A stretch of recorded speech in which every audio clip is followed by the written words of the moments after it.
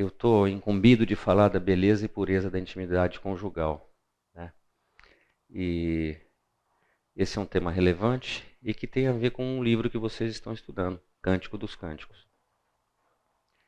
E esse assunto, para a gente ter a noção do ponto de vista bíblico sobre ele, vamos dizer, com detalhes, a gente tem que voltar no modelo da criação. Como Deus fez, como Deus planejou, como Ele projetou a intimidade conjugal, incluindo o sexo, para a humanidade. Então eu gostaria que vocês pegassem a Bíblia e a gente vai nós vamos seguir um roteiro para que a gente entenda um pouquinho do raciocínio de Deus na criação, no que diz respeito a esse assunto. E é muito interessante que esse assunto ele está todo elencado, colocado nos 2 primeiros capítulos, né? Como Deus gostaria que fosse, como Ele quer que seja e que um dia vai ser. E a maior parte desses 2 capítulos ele vai falar justamente sobre isso, como Ele preparou, né, para nós isto, né? E ele detalha de uma maneira maravilhosa. Então eu gostaria que a gente seguisse uma linha de raciocínio para que a gente pudesse ficar, que vocês pudessem ficar também com essa visão a respeito da beleza e da pureza da intimidade conjugal, incluindo o sexo. Então nós vamos começar, eu gostaria que vocês fossem, no começo eu vou passar os versículos aqui, mas depois nós vamos seguir versículo a versículo, né? E nós vamos falar agora um pouco, interessantemente, Deus cria o sexo antes, né, da criação do ser humano, né? Alguém pode ler esse primeiro versículo que a gente está... Assim, Deus criou os grandes animais aquáticos e os demais seres vivos que povoam as águas, de acordo com suas espécies, e todas as aves de acordo com suas espécies. E Deus viu que ficou bom. Gênesis 1:21. Ok. Esse é o quinto dia, né? Deus está no processo da criação, na evolução da criação, Ele cria tudo, e Ele passa a criar os animais mais complexos. E Ele cria primeiro esses animais, né, antes da nossa criação. E aí, então Deus os abençoou dizendo, sejam férteis e multipliquem-se, encham as águas dos mares e multipliquem-se as aves na terra. Ser férteis, multiplicar, encher as águas significa reprodução. E a reprodução aqui ela está vinculada, Deus cria os animais que vão se reproduzir sexualmente. Portanto, o sexo ele foi criado antes da criação do homem. Deus já criou o sexo para que ele fosse usado com essa finalidade de encher a terra, de multiplicação, de fertilidade, para que os animais pudessem perpetuar as espécies. Então, o que eu quis enfatizar aqui é o seguinte, que o sexo foi criado antes do homem. E nós vamos seguir na cronologia da criação e vamos agora para a criação do homem, né?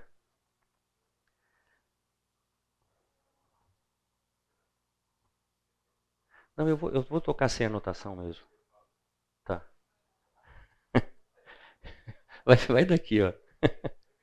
É. Vamos de repente.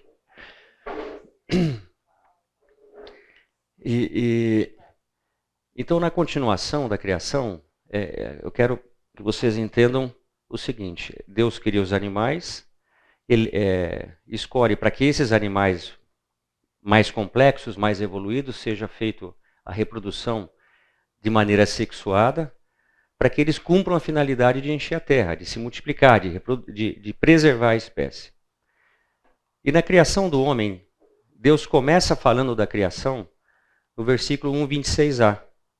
Façamos o homem à nossa imagem, conforme a nossa semelhança. E aí ele segue nesse versículo, que não é o escopo da nossa apresentação, para dominar ele sobre a terra e sobre os animais. Criou Deus o homem à sua imagem. A imagem de Deus o criou. Homem e mulher os criou.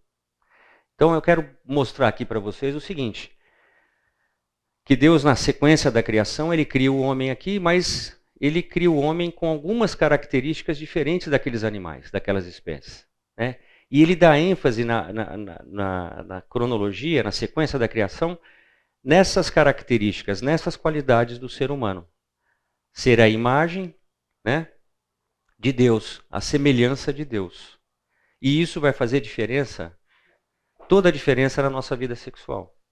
Como é que nós devemos encarar isso, né? Deus nos cria com a capacidade de pensar, de raciocinar, de julgar, de escolher, de amar, de adorar. Então isso faz com que nós sejamos diferente do resto da criação, dos outros seres criados, né? Então Deus faz isso na sequência e faz de propósito, inclusive para marcar para a gente o que é importante nesse processo. E na sequência ele diz o seguinte: novamente ele diz a mesma coisa que ele disse para as outras espécies, que são por reprodução assexuada, para sermos férteis, multiplicarmos-nos e enchermos a terra e subjugar a terra. Obviamente que isso nós vamos falar um pouco depois da relação homem-mulher, o quanto isso é importante de subjugar a terra. Então aqui Deus coloca na sequência, no pós, essa parte da função sexual, não vou dizer em segundo plano, porque isso é importante, é um propósito de Deus que a gente encha a terra. Mas ele coloca isso num segundo plano, dando ênfase que a criação do homem, ela tem outros atributos que são importantes que a gente tem que levar em consideração. E isso a gente tem que ter em mente, porque nós fazemos o sexo levando isso em consideração. Nós temos que ter esse juízo, vamos dizer assim. Porque nós não somos meramente cães que se reproduzem, ok? E Deus viu que tudo que havia feito, e tudo havia ficado muito bom, né? Esse conceito de muito bom, né? Todos os outros dias da criação, inclusive na criação dos animais, ele diz o seguinte, que ficou bom, ficou bom, ficou bom. Quando ele cria o homem, né, que é o ápice da criação, na verdade o homem é como se fosse, ele cria um ser que tem a imagem, a semelhança dele, ele diz que ficou muito bom. E nesse muito bom está incluído a intimidade conjugal, está incluído o sexo do ser humano. Então o sexo é para ser muito bom, vivido dessa maneira. Nós temos que encarar o sexo no conceito de Deus, no conceito do muito bom.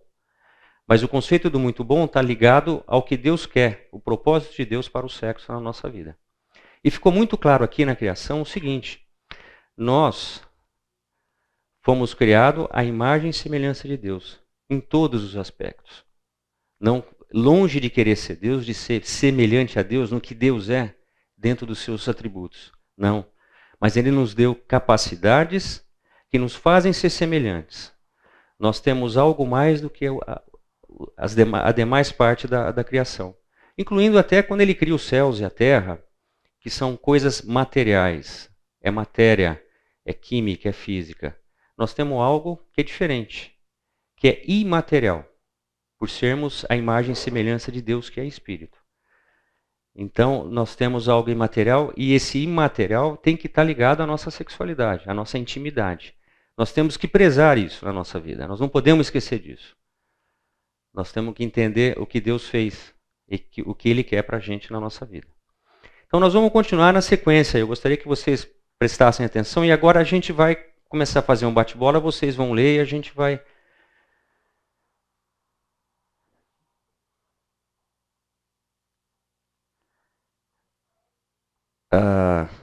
só não estou na sequência aqui agora. Então Deus, essa atribuição de que Deus, no versículo 1:31, né? Vocês podem, vamos acompanhar pela Bíblia. Deus viu que tudo que havia feito ficou bom, muito bom, né? Então, o trabalho na criação, como eu vou repetir aqui, é chamado repetidas vezes de bom, né? Foi somente no sexto dia que as Escrituras revelaram que algo não era bom, né? Então aí eu gostaria que, para a gente poder entender, quando que Deus fala que as coisas não eram boas, né? Então, eu gostaria que a gente fosse agora, nós vamos pular de capítulo e Deus vai detalhar a criação, né? Essa criação do homem. E como ele faz a mulher. O que ele usa para a criação da mulher. É muito profundo isso daí. Eu gostaria que a gente acompanhasse devagar e que a gente fosse lendo. Então, gostaria de ir para o versículo, capítulo 2, no versículo 18. E que alguém lesse esse versículo de uma maneira bem devagar, né? Disse mais o Senhor Deus: não é bom que o homem esteja só. Far-lhe-ei uma auxiliadora que lhe seja idônea. Ok. Então, ele faz essa criação e Deus sabe tudo. A onisciência, a sabedoria infinita de Deus, ele já sabia. Ele cria o homem. Agora, assim, eu vou começar a detalhar. Ele detalha a criação do homem, né? Lá ele fala no 26 que criou o homem. No 27 ele fala que criou o homem e a mulher. E aqui ele vai detalhar de uma maneira muito rica como é que ele fez isso. E por quê? Quais os objetivos dele de separar a criação. Não criou os dois juntos, mas como ele fez isso. É maravilhoso poder compreender. Então eu gostaria que a gente fosse junto nisso. Então aqui, Deus, né, ele declarou, não é bom. Né? Quer dizer, ele está o tempo todo falando que ficou muito bom. Lá ele vai falar depois que é muito bom. Mas não é bom que o homem esteja só. Eu vou criar alguém que lhe corresponda, né? E que lhe auxilie nesse processo das ordens que ele vai dar para o homem, né? E para a mulher. Não é bom que o homem esteja só, né? Então ele vai fazer com que isso seja, vamos dizer, ele vai trabalhar nisso, né? Aí é o seguinte, no versículo 19 e 20, Deus vai demonstrar vividamente a necessidade do complemento para Adão. Então é interessante, no versículo 26 ele fala que criou o homem, no 27 ele criou o homem e a mulher, criou o homem e a mulher. Ele fala que criou a mulher. E aqui ele vai detalhar isso, né? Mas como é que ele vai fazer? Ele cria o homem primeiro. E na sequência ele vai criar a mulher de uma forma muito maravilhosa, né? Então ele vai demonstrar para Adão a necessidade desse complemento, né? Adão vai viver isso. Então nos versículos 29 e 30, vamos ler esse versículo, alguém puder ler? Esses dois versículos, 19 e 20, por favor, desculpe. O Senhor Deus formou da terra todos os animais selvagens e todas as aves do céu. Trouxe-os ao homem para ver como os chamaria. E o homem escolheu um nome para cada um deles. Deu nome a todos os animais domésticos, a todas as aves do céu e a todos os animais selvagens. O homem, porém, continuava sem alguém que o ajudasse e o completasse. Olha que interessante aqui, né? Deus dá um trabalho para Adão, uma função para ele realizar, né? E não só para que eles trabalhassem, né? Mas Deus tinha um propósito nisso. E o que Deus fala para ele? Para ele nomear esses seres, né? E ele vai nomear esses seres, ele vai fazer uma observação, uma análise de várias características desses seres. Ele vai estar vendo o seguinte, né? Que tem o cavalo, a égua, eles têm uma função, quer dizer, o cavalo ele funciona de uma determinada maneira, o leão de uma determinada maneira. Quer dizer, cada ser tem uma maneira de ser, uma maneira de viver. Obviamente que ele observa essas diferenças. Mas como lá, aqueles versículos que eu fiz questão de mostrar que Deus já tinha criado o sexo para esses animais, eles estavam aos pares. E Adão observa isso, né, que está lá. Sempre tem vamos dizer, dois gêneros. Ele não está sozinho. Tem um cavalo, mas tem alguém que o acompanha. E ele observa isso. E ele percebe o seguinte, a necessidade que ele tem de que também ele tenha alguém do lado dele que lhe complemente. E que nós vamos ver que, segundo Deus, que lhe auxilie. Né? Deus declarou isso. Né? Mas o que Deus faz com isso? Ele faz com que Adão perceba isso por experiência própria, por vivência, vendo. Olha, realmente eu preciso disso, né? Eu tenho necessidade. Vamos dizer assim, é o primeiro desejo santo de Adão. Eu quero uma mulher para mim também, eu quero alguém que me complemente. Né? Ele viu cada animal com seu par, macho, fêmea, todavia não se achava uma auxiliadora que lhe fosse idônea. Então, era necessário que Deus criasse uma correspondente sexual para Adão, perfeitamente apropriada, um complemento adequado. Agora nós vamos dar sequência no que Deus faz com Adão, né? E aí eu gostaria que alguém lesse o versículo 21 e 22, né? Então eu gostaria, antes de ler esse versículo, ficou claro para vocês que Adão chegou à conclusão da necessidade. Adão não, o homem, no caso, ele não tinha sido nomeado ainda. Que o homem chegou à conclusão de que havia necessidade de que algo fosse feito para que ele pudesse ter essa correspondente, esse par que lhe auxiliasse, e que para ele pudesse cumprir, ser fértil e se multiplicar, alguma coisa faltava. Ele experienciou isso na vida dele. Quando Deus faz com que ele nomeie esses animais, que ele tenha essa função de fazer isso. E ele percebe outras coisas. Visto que nos foi dado a habilidade, por sermos a imagem e semelhança de Deus, de observarmos isso, de podermos escolher, de podermos perceber o que é o correto. Então, Deus usou vamos dizer, esse mecanismo para que Adão, por meio da sua cognição, do seu pensamento, chegasse a essa conclusão. Né? E tivesse a certeza, a convicção de que ele necessita disso. Né? Então vamos lá no versículo 21 e 22, se alguém puder ler de novo, por favor. Então o Senhor Deus fez cair um sono pesado sobre Adão, e este adormeceu, e tomou uma das suas costelas e cerrou a carne em seu lugar. E da costela que o Senhor Deus tomou do homem, formou uma mulher, e trouxe a Adão. Okay. Aqui talvez seja o primeiro relato de um anestesista e de um cirurgião, né, que a gente tem, né, quando Deus ele atua como anestesista e como cirurgião. Mas é interessante o que Deus faz, né? Ele simplesmente não vai criar a mulher do nada. Ele deixa claro, ele enfatiza aqui que ele vai criar a mulher com alguma coisa de Adão, mas lá de dentro de Adão. Ele não vai criar a mulher simplesmente como ele fez com os outros animais. Isso tem uma profundidade muito grande e que nós temos que entender isso. A gente vai entender na frente qual é o raciocínio de Deus, é o raciocínio perfeito de Deus. Né? Então ele vai lá e tira um pedaço da costela de Adão, que a costela, provavelmente por uma toractomia, né? Porque a costela fica no tórax, apesar de estar superficial, você tem que abrir e tem um processo para que isso seja feito. E por meio dela Deus cria a mulher.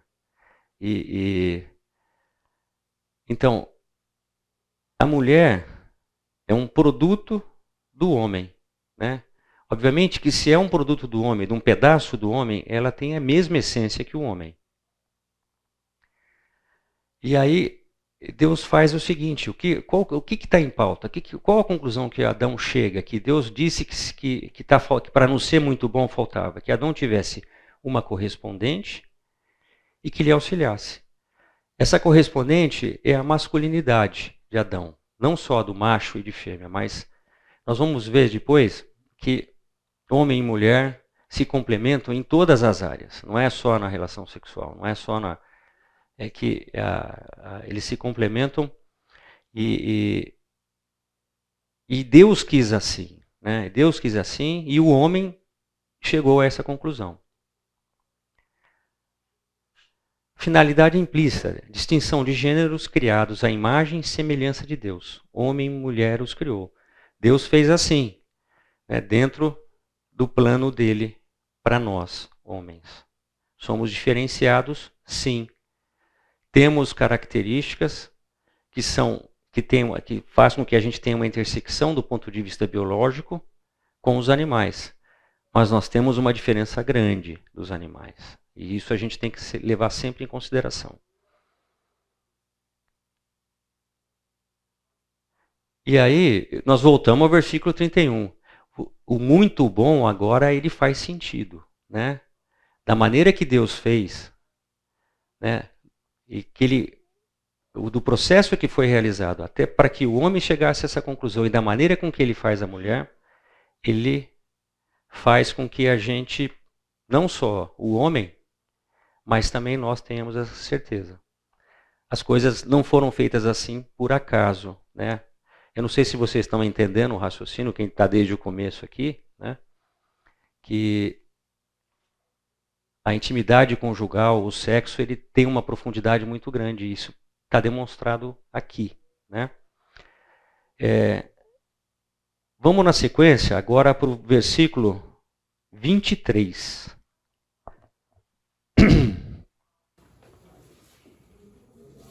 E disse o homem: esta, afinal, é osso dos meus ossos e carne da minha carne. Chamar-se-á varoa, porquanto do varão foi tomado.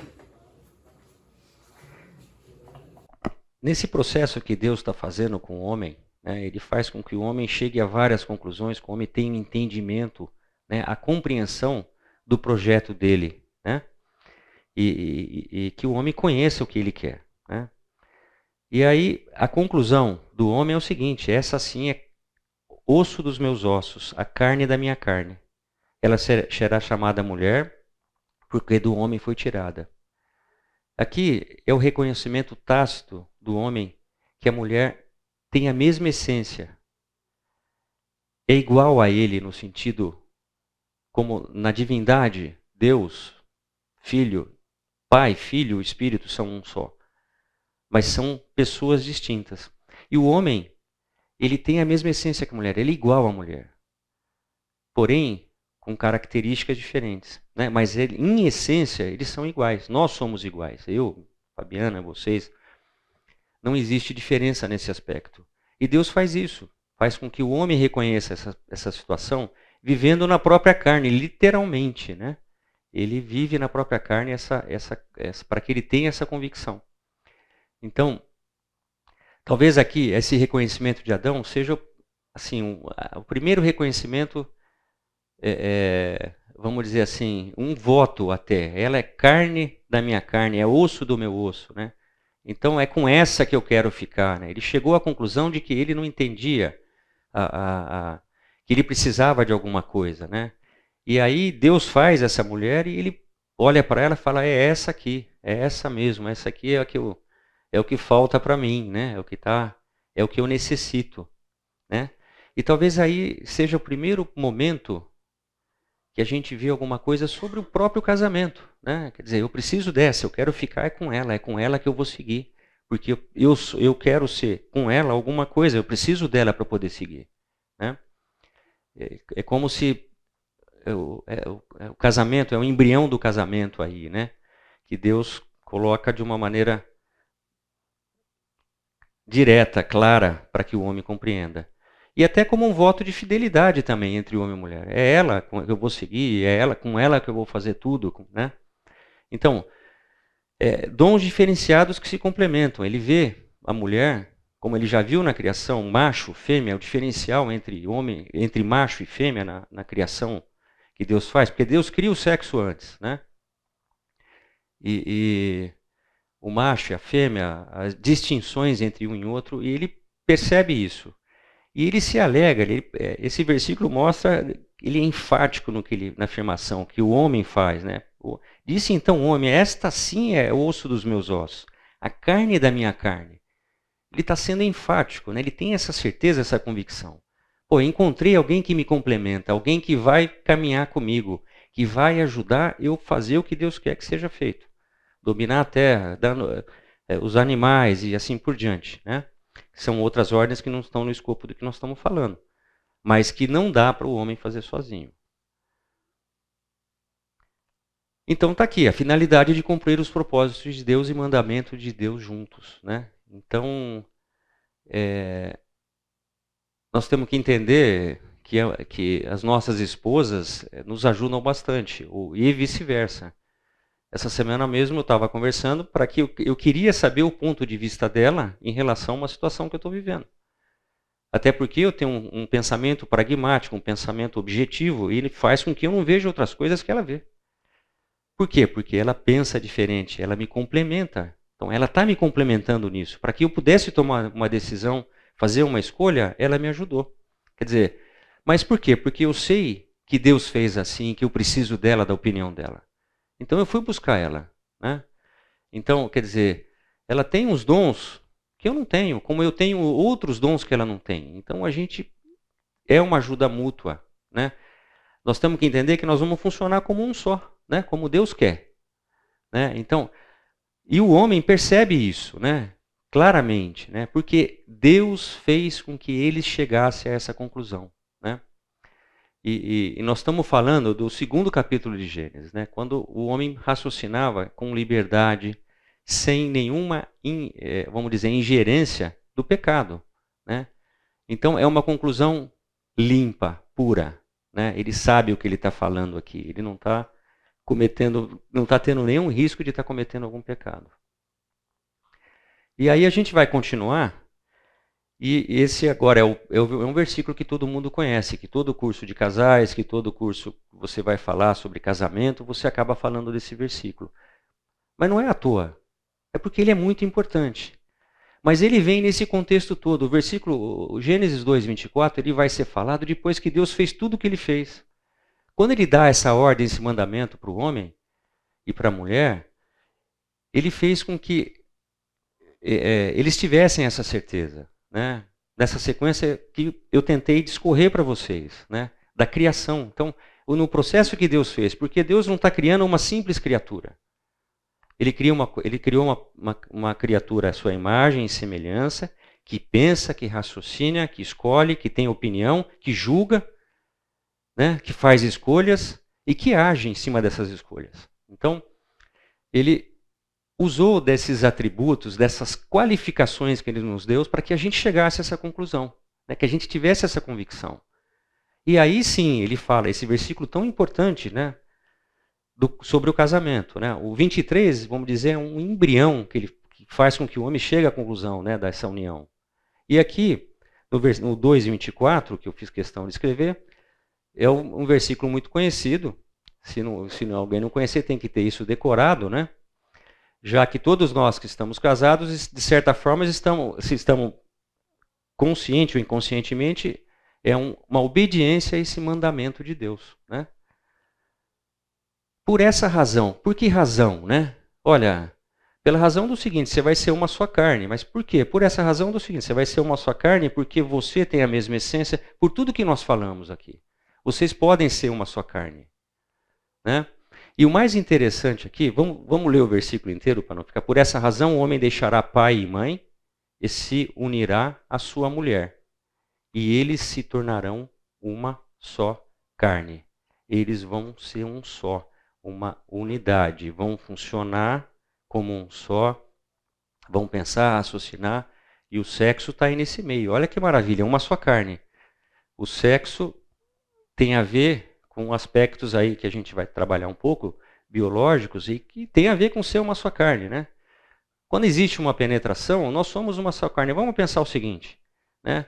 Quando, na introdução do pênis na vagina, nós estamos sendo um só. Imagina, é uma ligação, uma conexão, chave e fechadura, como se tivesse reconectado com o que Deus fez. E interessante aqui, né, por essa razão. Olha que interessante. Quando Deus, que processo que Deus usou para criar a mulher? Alguém pode me responder aqui? O que ele fez? Ele tirou uma costela da mulher, ok? Ele tirou... Ele cobriu, ele fez um coisa e Adão ficou sem essa costela. Ok? Quando ele fala para que o homem volte a ser uma só carne, para ele se tornar uma só carne com uma mulher, para pensar. Aquela costela que saiu de Adão vai voltar para dentro de Adão e eles vão ser um só. né? Quer dizer, vão ser uma unidade. Né? Interessante isso. É como se a costela estivesse voltando para dentro de Adão. Não sei se vocês estão entendendo esse raciocínio. Né? E aí eles vão ser uma só carne. Então, o que ficou, aquele pedacinho que ficou faltando de Adão volta e forma de novo uma unidade. Né? Não diria perfeita, né? Até o final do versículo 2, do capítulo 2, seria uma perfeição no que Deus fez. Obviamente que a partir do 3 a gente vê que tudo isso foi corrompido. Né? Então,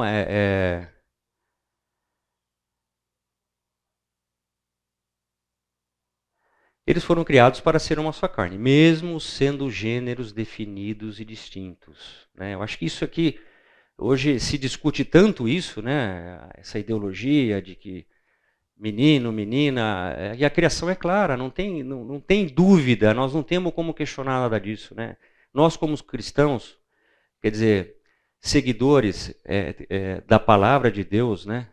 Tementes a Deus, não temos dúvida, e a gente tem que mostrar isso lá fora. Olha, não tem dúvida, esse negócio é homem e mulher, e a união é homem e mulher, não tem o que discutir sobre isso. A palavra é clara sobre isso, já em Gênesis, já no começo da criação, né? Não vamos nem falar lá na frente. Então, a gente tem que pontuar, a gente tem que marcar território em relação a isso. Né? Isso é o cerne, né? Isso é a base do casamento. O casamento é entre homem e mulher, da maneira que Deus fez, da maneira que Deus quer. Não é da maneira que estão pregando aí. Né? Então, esse é um reforço para a gente, para que a gente, dentro dessa convicção, a gente seja tranquilo até, diante de tudo que a gente está vendo. Até no nosso posicionamento e no nosso posicionamento com a nossa família, com os nossos familiares. Essa pluralidade e, ao mesmo tempo, essa unidade reflete a essência do Deus triuno. Olha bem, Deus não faz por fazer as coisas, né? É tudo com propósito, com uma finalidade, e propósitos e finalidades perfeitas, né? Então, no momento em que o homem e a mulher se tornam uma só carne, ele reflete, de certa forma, de uma forma bem pobre, vamos dizer assim, porque nós, longe de sermos o que sei lá, um infinito do que Deus é, do que a triunidade é, Pai, Filho e Espírito, né? Mas Deus tinha essa função dentro da criação, né? Ele queria um ser que pudesse, de certa forma, mostrar um pouco da glória dele como um ser único, né? Deus, 3 pessoas distintas, né? Que funcionam de uma maneira, dentro de uma linha, né? Que Deus tem, né? O Pai, o Filho e o Espírito, né?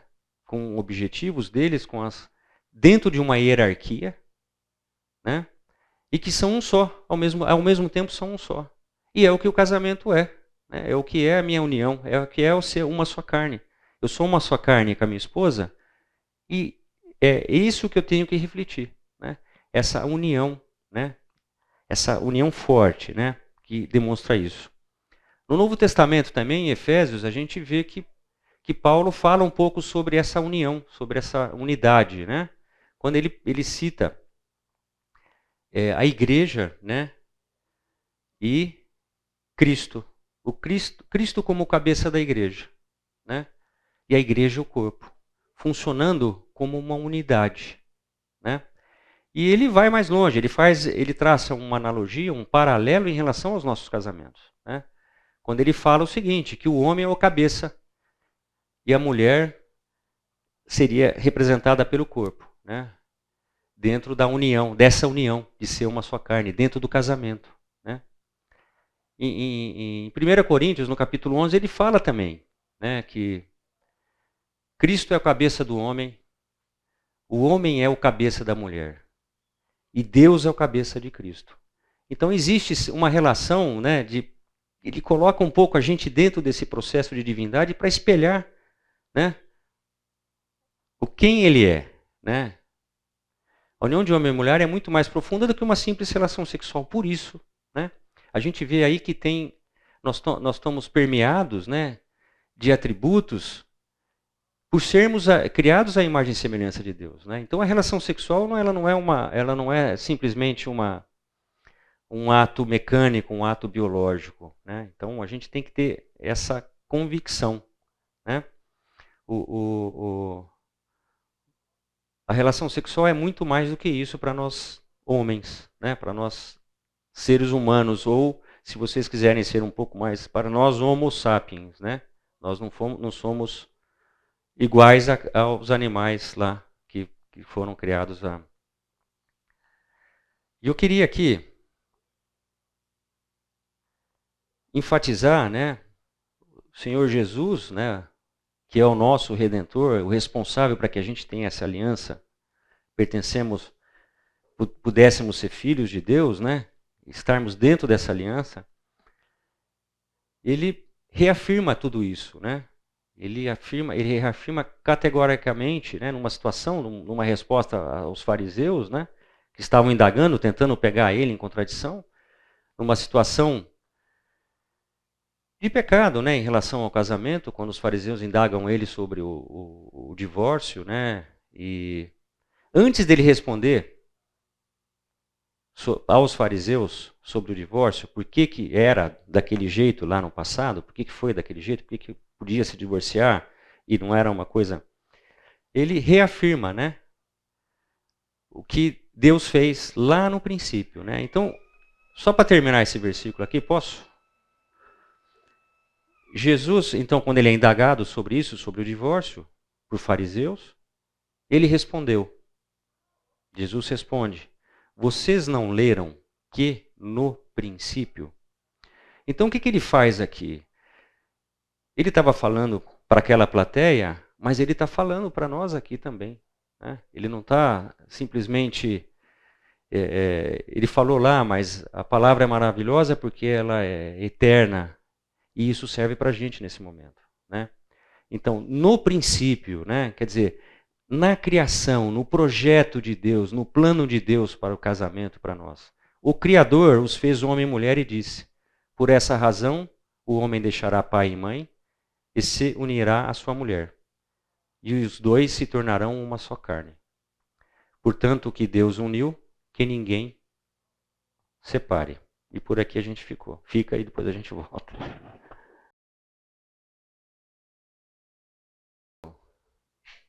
Agora voltou as minhas anotações aqui, ficou alguma coisa que eu tinha que falar, eu vou recapitular algumas coisas, né? E eu quero falar, então, enfatizando, né, o que o nosso Senhor Jesus disse, né, dentro desse processo da criação, de como Deus fez para que a gente desenvolva isso nas nossas vidas, né? Do ponto de vista, para que a gente tenha pureza, para que a gente tenha realmente uma intimidade conjugal que vá glorificá-lo, né? Visto que nós espelhamos ele nessa união que a gente tem. E naquela parte do complemento, né, da complementariedade que Deus coloca, né, de auxílio de complemento, eu queria falar algumas coisas rapidamente para retomar, assim, para a gente entender que essas diferenças elas existem, elas foram feitas, foi Deus que quis assim, e elas são benéficas, né, do ponto de vista funcional.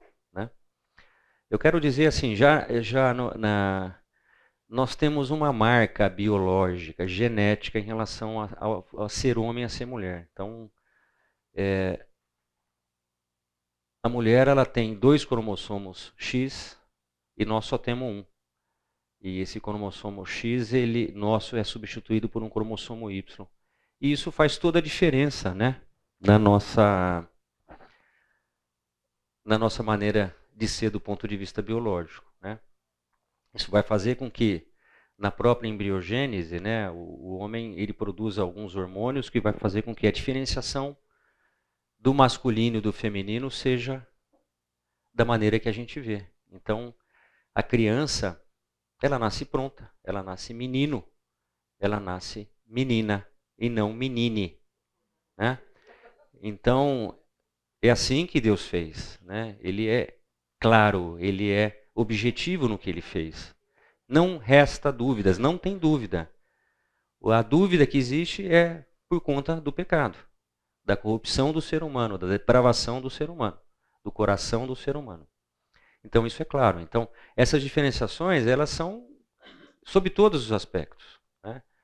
Então a gente vê a própria diferenciação no aspecto do visual, né? Uma mulher, ela é diferente, ela tem uma pele diferente, uma tez diferente, ela tem uma pelificação diferente. Então são os caracteres secundários, né, sexuais, e que são nítidos para todos nós. Do ponto de vista já que nós somos criados para nos reproduzirmos e enchermos a terra de uma maneira sexuada, existe a diferenciação sexual que é clara, né? Nós somos, o homem tem uma gônada, a gônada masculina, o testículo, a mulher a feminina, o ovário. O testículo produz testosterona e o testículo é uma fábrica de espermatozoide que funciona 24 horas por dia, ininterruptamente produzindo espermatozoide, para que essa função seja que Deus nos deu de se reproduzir, de encher a terra, seja fielmente cumprida, né? E a mulher com óvulos, né, que vão, centenas de óvulos que no decorrer da vida vão ser usados, né, para que se ocorra a fecundação. Isso tudo é dirigido por hormônios, né, então a mulher, estrógeno e progesterona, né?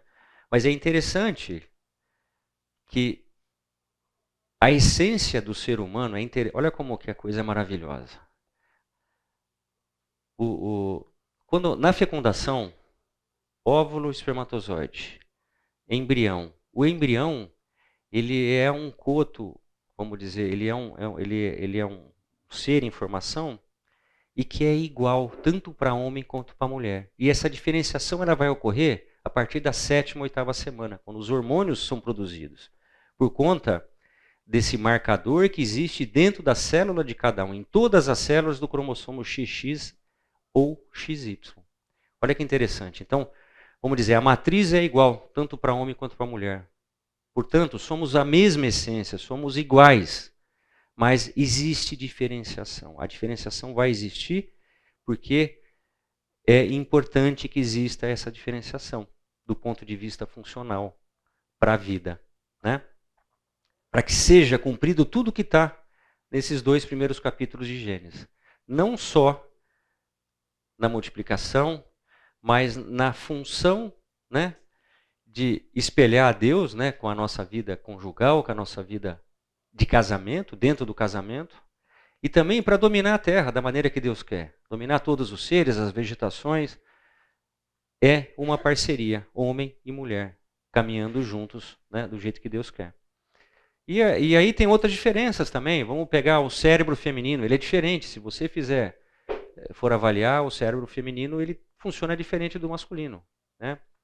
Tem o cérebro masculino tem a metade esquerda, vamos dizer assim, mais desenvolvida que a da mulher. A mulher tem a direita desenvolvida e a esquerda também desenvolvida. Então a mulher tem aptidões de fazer coisas que nós não fazemos. E nós temos aptidões de fazer coisas, mas a gente se concentra mais numa coisa. Então você vai lá, você está vendo uma televisão, você fica vendo a televisão, a mulher falando, você está vendo a televisão. Ela briga, te xinga. Mas é uma característica individual, né? Nós somos assim, né? Ela está vendo televisão, está falando no telefone e ainda vendo a internet o que ela vai comprar. Vai pedir pela internet, né? Enquanto a gente fica lá naquela coisa lá, né? O que você está fazendo aí? Fica olhando, não fala nada, né? Não, é assim, funciona assim. Né?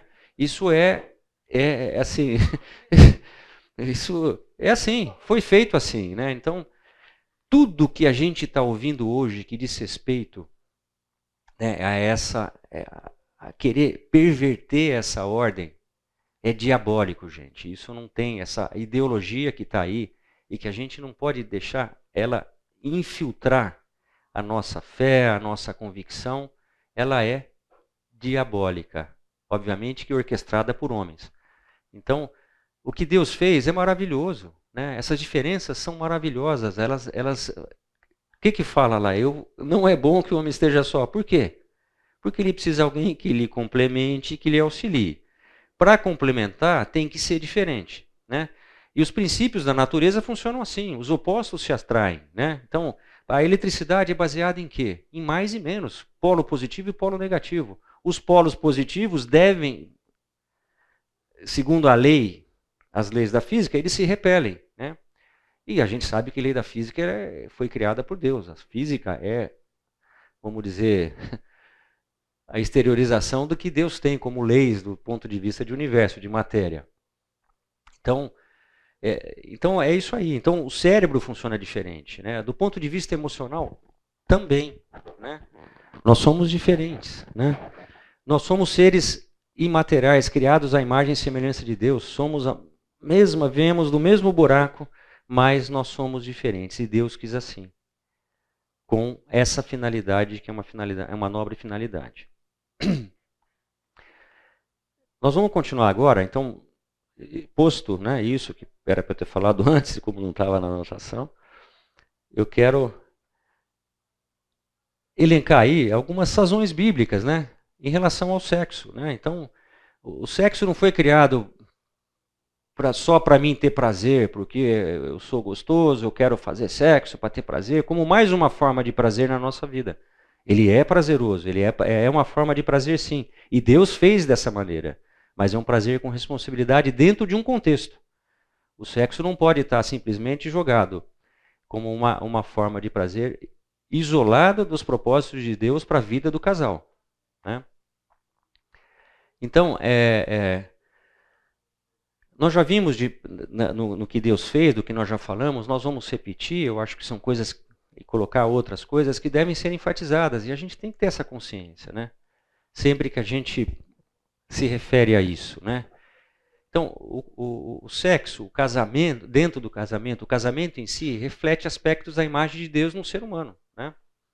É claro, o casamento é uma aliança que nós fazemos na vida, né? Como Jesus disse, e que o homem não vai separar, e que é eterna no seguinte, de que ela tem que durar a vida toda, né? Não é na eternidade do ponto de vista de eternidade de Deus, né? Mas é uma aliança que a gente assume aqui e que ela tem que ser honrada, né? Da maneira que Deus quer. E é interessante que essa é uma forma de se relacionar, é da mesma maneira que Deus se relaciona com a gente. Deus, ele se relaciona com a gente por meio de alianças, e desde o princípio, né? O que nós vimos, o que foi descrito nesses 2 primeiros capítulos de Gênesis, que a gente estudou na primeira metade, justamente foi uma aliança que Deus fez com a gente. Obviamente que foi quebrada, mas foi uma aliança. Ele faz várias outras, Noé, e assim vai, né? Nós estamos vivendo dentro de uma aliança, né? Intermediada por Jesus, mas é a forma de Deus funcionar, por meio de alianças. E nós, como nós já falamos, refletimos uma aliança. Essa aliança de ser uma só carne, de refletir o que Deus quer que seja, é a unidade, né? Uma aliança formando uma unidade, né? Nós falamos lá do conceito da triunidade, Cristo, igreja, homem e mulher sendo uma só carne. Obviamente que nós espelhamos aí, nós, vamos falar assim, nós glorificamos a Deus com o nosso casamento. Eu caso não é por mim, eu caso primeiramente porque eu amo a Deus e quero obedecer a Deus. O Gênesis 2:24 é claro sobre isso, né? Por essa razão vocês vão deixar pai e mãe, né? Isso é ordem. Então, o nosso casamento é o cumprimento de uma ordem de Deus. E a gente cumpre a palavra de Deus com prazer, né? E até com gratidão, porque nós sabemos o que é o melhor para a gente, né? Então, é interessante a gente ver isso. Então, eu não caso para mim, eu não casei para satisfazer os meus desejos. Ah, porque eu quero ter uma esposa, uma casa, eu quero não sei o quê. Papapá. Não, eu caso porque Deus quer que eu case. Ele quer que eu case e eu vou honrar Ele com o meu casamento, porque Ele quer que eu espelhe quem Ele é por meio do meu casamento. Então, o casamento é uma coisa muito mais profunda, né? E o sexo está inserido nisso, né? Muito importante isso, né? Então isso tem a ver, é uma intimidade, nós estamos falando de intimidade, né? A beleza da intimidade conjugal. Beleza e pureza, isso é belo, maravilhoso, né? Como Deus fez isso, como Ele projetou isso, né? E como eu devo viver isso na minha vida, né? Então, essa consciência é muito importante, né? Porque o peso, o valor do casamento na minha vida, ele passa a ter um outro valor, né? Quando eu espelho Deus na minha vida nesse tipo de no casamento, né? É interessante que a gente glorifica a Deus, a gente tem que glorificar a Deus em tudo que a gente fizer, como 1 Coríntios 10:31 fala, né? Qualquer coisa que a gente faz. E o casamento é a melhor maneira da gente poder começar a fazer isso, porque é no casamento que a gente aprende, né, a fazer isso, né? Porque a gente tem que colocar em prática tudo o que está escrito na palavra. Não é só os versículos do casamento, mas todo o processo de santificação. O casamento é um ministério, né, que nós estamos vivendo. Um ministério da nossa santificação e da santificação do nosso parceiro, da nossa esposa, do nosso marido, né?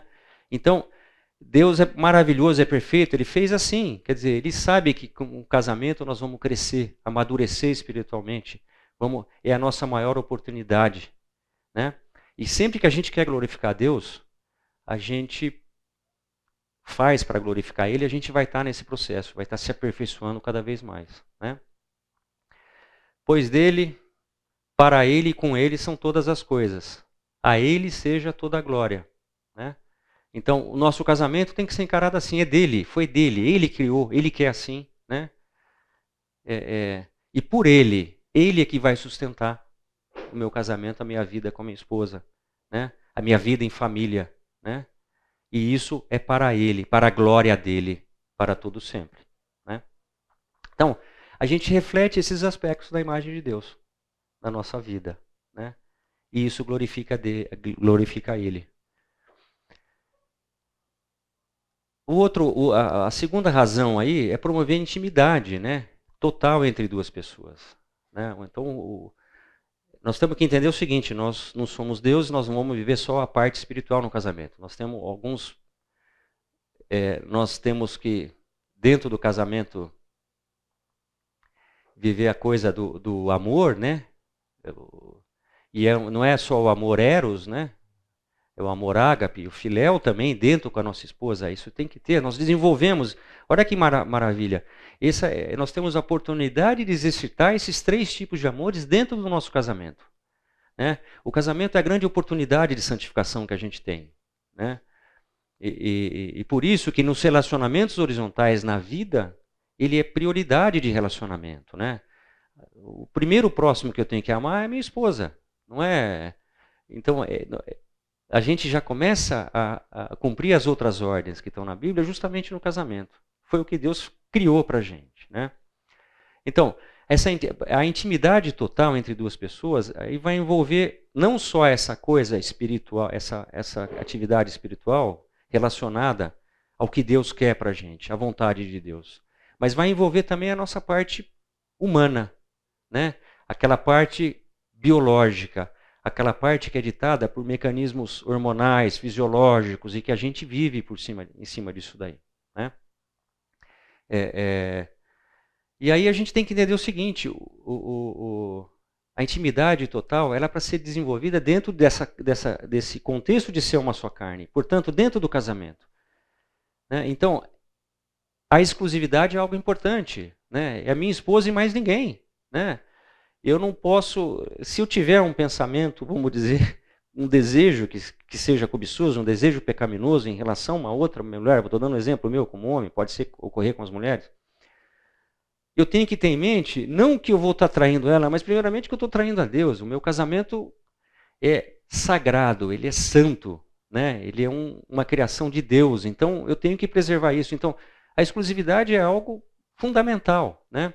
E isso a exclusividade não só no aspecto material, mas no imaterial também. Eu não tenho que desejar nada, eu não tenho que me alimentar com imagens, eu não tenho que me alimentar indo em lugares vendo outras mulheres. Eu não sei se vocês estão entendendo. Então, exclusividade é exclusividade, né? A minha mulher é minha mulher, né? Uma coisa assim que intimidade, isso né, faz parte da intimidade também, é a coisa da mutualidade, né? Sou eu e ela, né? Nós partilhamos coisas que eu só partilho com ela e com mais ninguém, né? Por quê? Porque dentro desse processo, ela é a pessoa mais próxima, é com ela que eu tenho que ter intimidade, é com ela que eu tenho que me abrir. A gente tem que funcionar como um só, né? Como uma só carne no sentido total, né? Então se eu faço sexo só com ela, eu converso coisas com ela, obviamente que eu posso pedir aconselhamento fora, dependendo da situação, mas eu me abro com ela. E a gente tem que desenvolver isso. Isso a gente não compra lá você bate no supermercado, vai lá e compra um kit para isso. Isso é desenvolver, né? Ter um foco, um objetivo dentro do casamento, né?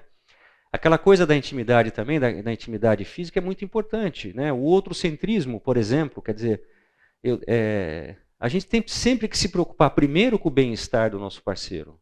Até porque se ela está bem, se a Fabiana está bem, ontem, por exemplo, eu fui fazer esporte, ela não queria ir de jeito nenhum. Eu tive que tirar ela da cama e levar nas marras, mas não é porque eu quero que ela faça por fazer. É porque ela precisa fazer. É uma questão de cuidar da saúde dela. E foi o que aconteceu, não foi? Ela brigou, ela só faltou me xingar. Ela só não xingou porque ela é crente.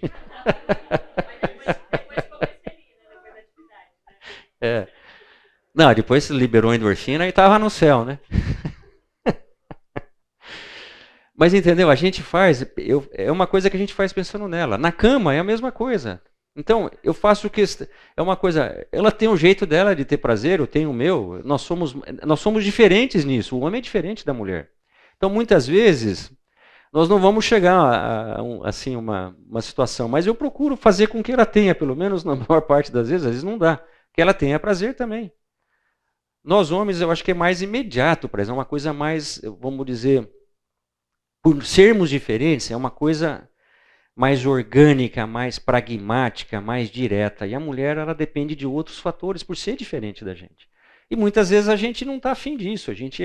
Porque a gente quer rápido, a gente está não sei o quê, está com ereção, não pode perder ereção, pode não sei o quê, fica um monte de coisa, tem que... E às vezes a gente não vê o outro lado. Então o outrocentrismo é importante. Agora, de uma forma ou de outra, isso tem que ser pensado, né? Isso tem que ser conversado. O casal tem que entrar num denominador comum em relação a isso. E isso, gente, é desenvolver o assunto dessa aula. Desenvolver a intimidade. Nós estamos falando de intimidade, né? O terceiro item, né, que a gente vai falar, que é a procriação de novas imagens de Deus e do casal. Olha aqui, isso é... Lembra que eu fiz questão de mostrar que o sexo foi criado antes do homem, né? E foi criado para essa finalidade, né? Então, a outra parte da criação, dos seres mais complexos, dos seres mais, entre aspas, evoluídos, né? No aspecto de que tem reprodução sexuada,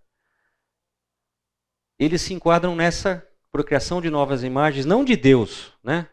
Mas de novas imagens deles, né? De preservação de espécie, de encher a terra, o que nós vemos nesse processo da natureza, né, que Deus fez. Então, mas para a gente é procriação de novas imagens de Deus, né? Primeiramente isso, porque nós fomos criados à imagem e semelhança de Deus. Então, para a gente não é uma simples procriação como vem ser dos animais. Nós criamos imagens de Deus. Seja crente ou não crente, todos têm a imagem e semelhança de Deus. São dotados de atributos que não são só biológicos, né? E do casal, obviamente, uma imagem minha. Quem que não quer um filhinho, né? Parecido? Olha, parece com a mãe, parece com o pai. Né? Isso é um motivo, uma questão de orgulho, né? De cada um. Né? Parece com o pai, é minha cara, o nego enche o peito, né? Vira um pavãozão.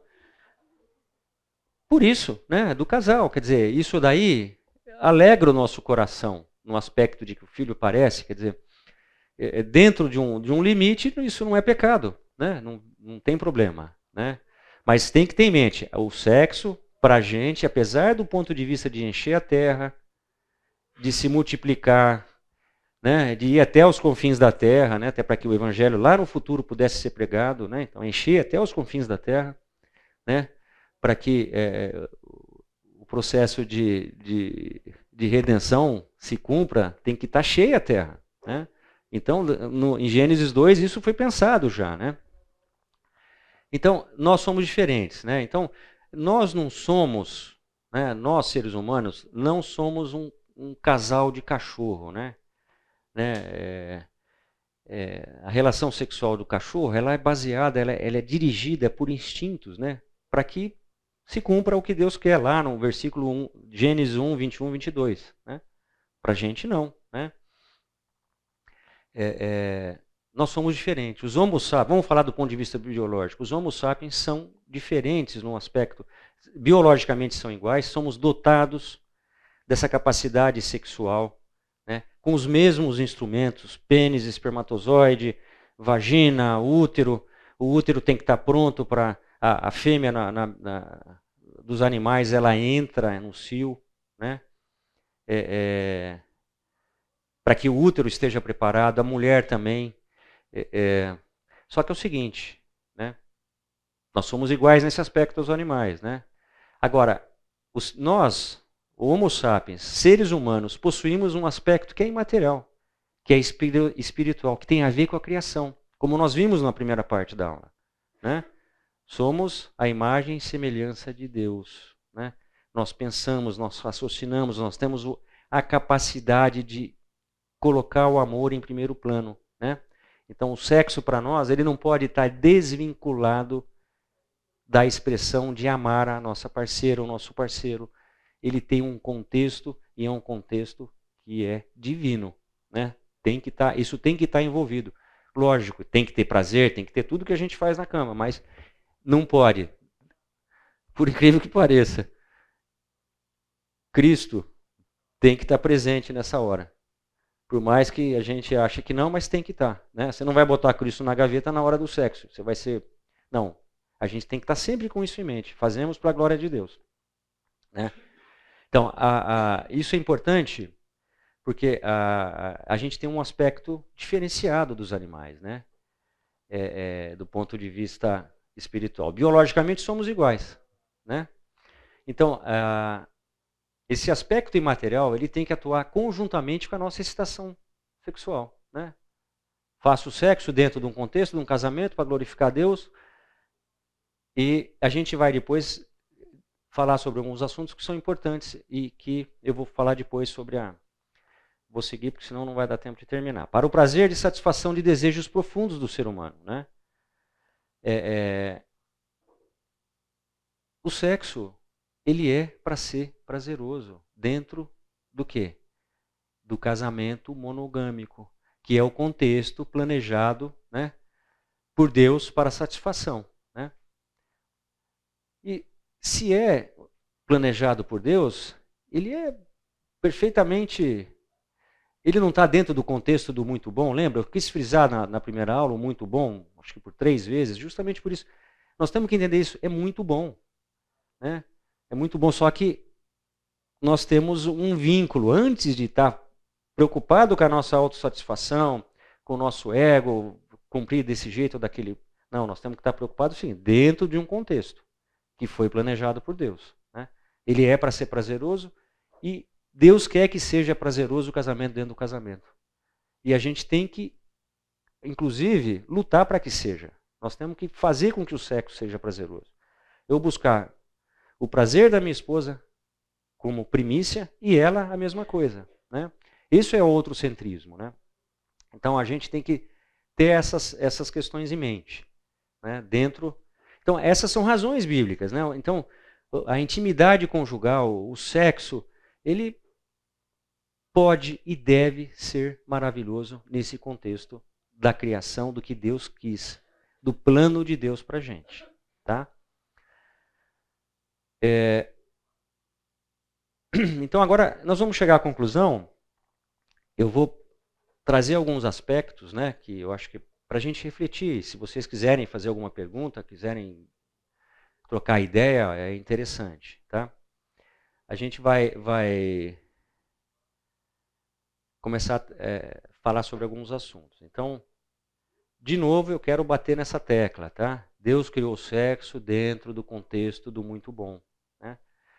A gente tem que entender isso e não pode deixar que com certas situações que tem a ver com o que o mundo preconiza, tem a ver com a nossa formação cultural, né? Tem a ver com o próprio sopro do inimigo, Quer dizer, nada pode interferir no contexto do muito bom que Deus criou para a gente. Então, a gente precisa ter essa convicção, a gente precisa ter esse conhecimento do que Deus quer para a gente, tá? Para que o nosso coração possa funcionar movido por esses motivos, né? por essa motivação, né? E que a nossa vontade, o nosso desejo seja esse. Né?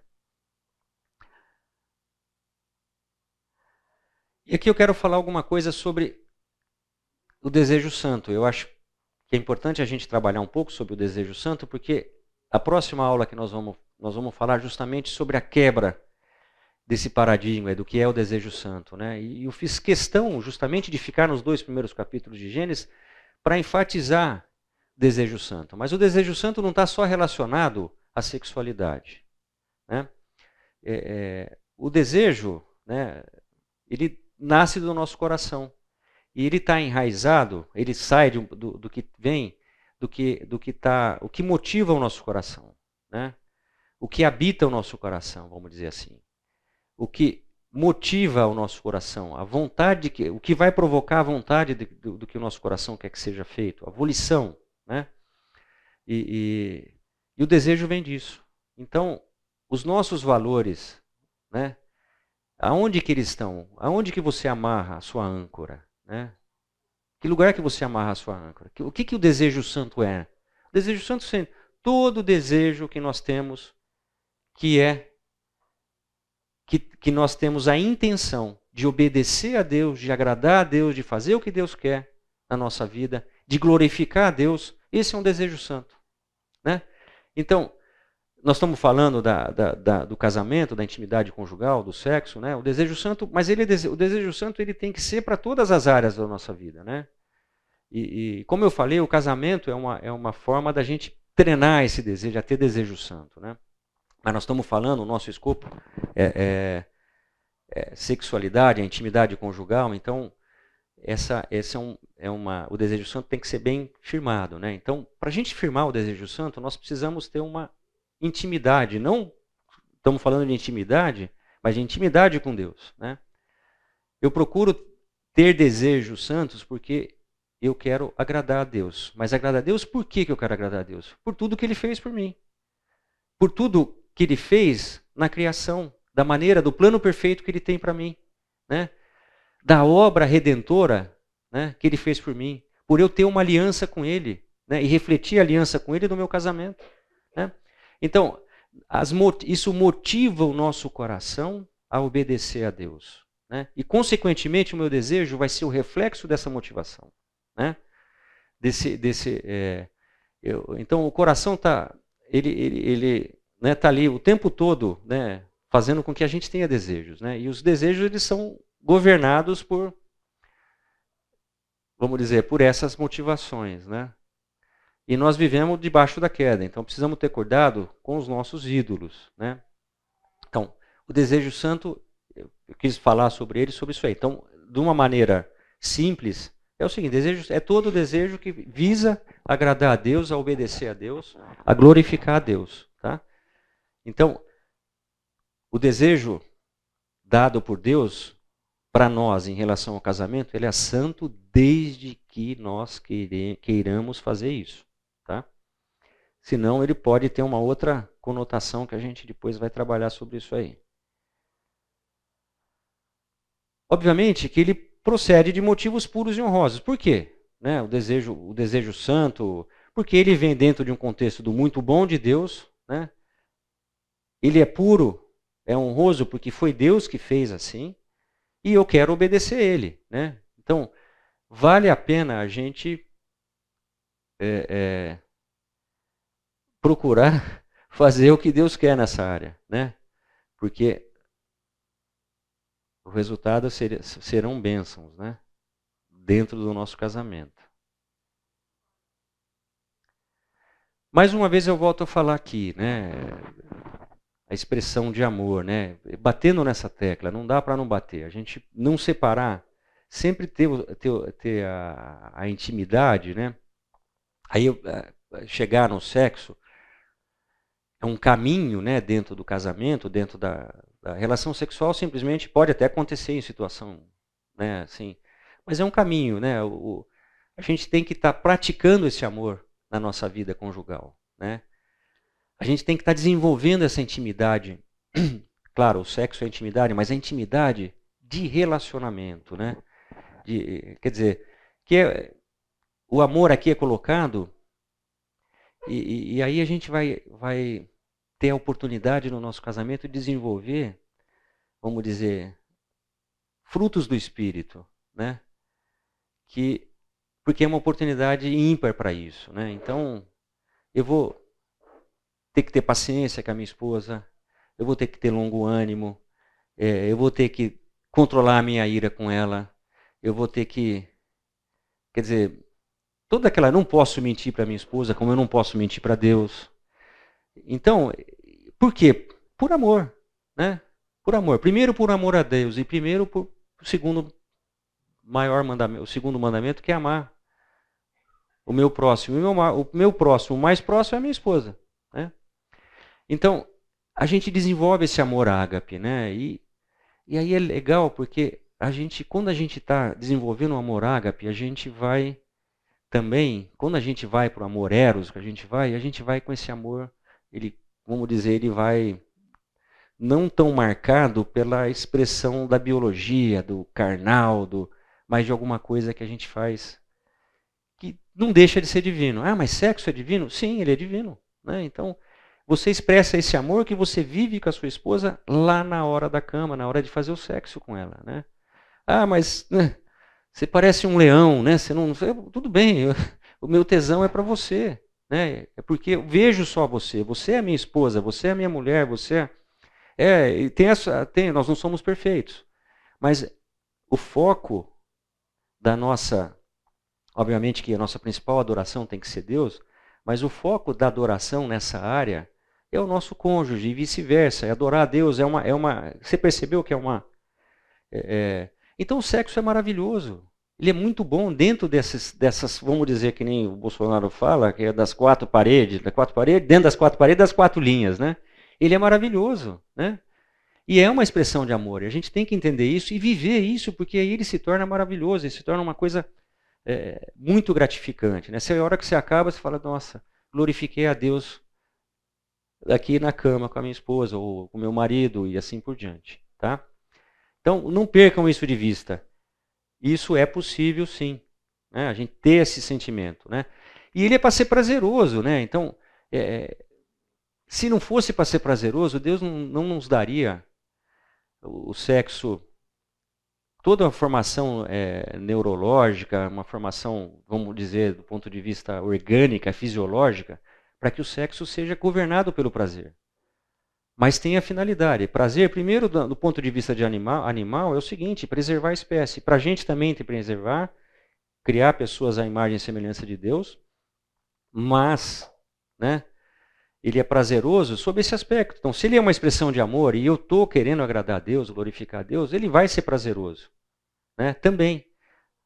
Eu vou ter o prazer do ponto de vista biológico, o orgasmo, ejaculação, aquela coisa, né, que é orgânica e é para ser vivida, não é pecado. Isso é um desejo santo, é uma aspiração santa, né, de ter esse prazer dentro do contexto que a gente falou. Então, não é para separar, né? A gente simplesmente ter a consciência de que o prazer é para ser desfrutado dentro desse contexto, né? Que a gente tá falando e que eu estou batendo nessa tecla o tempo todo, né? Sexo é muito bom, né? E a gente tem que aproveitar ele, né? Saber usá-lo, né? Dentro do que...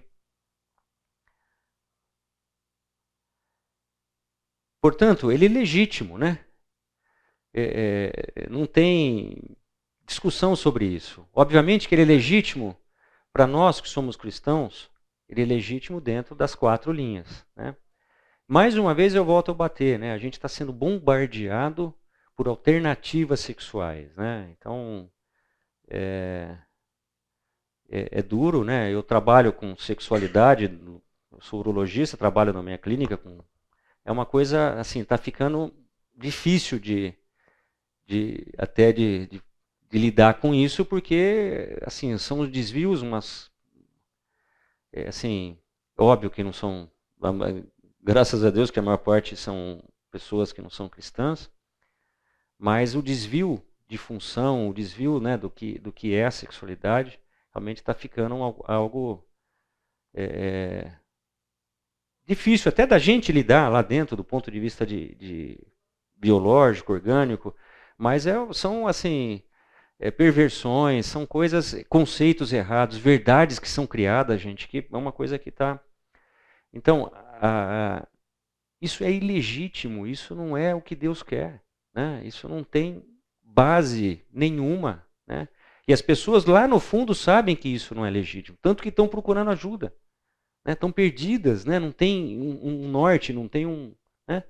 Então a gente tem que entender a legitimidade do sexo dentro do que Deus quer, né?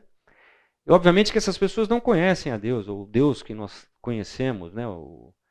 E estão perdidas, né? Então elas não pensam em glorificar a Deus. Então a gente tem que ter sempre em mente que a nossa intimidade, que o nosso casamento, o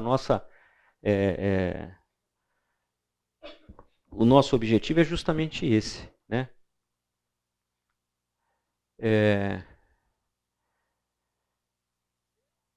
Nós estamos chegando no fim do nosso tempo. Eu iria apresentar algumas outras coisas aí que seria meio opcional, que seriam, vamos dizer, antídotos para que a gente possa ter uma vida sexual muito saudável, mas não vai ser possível.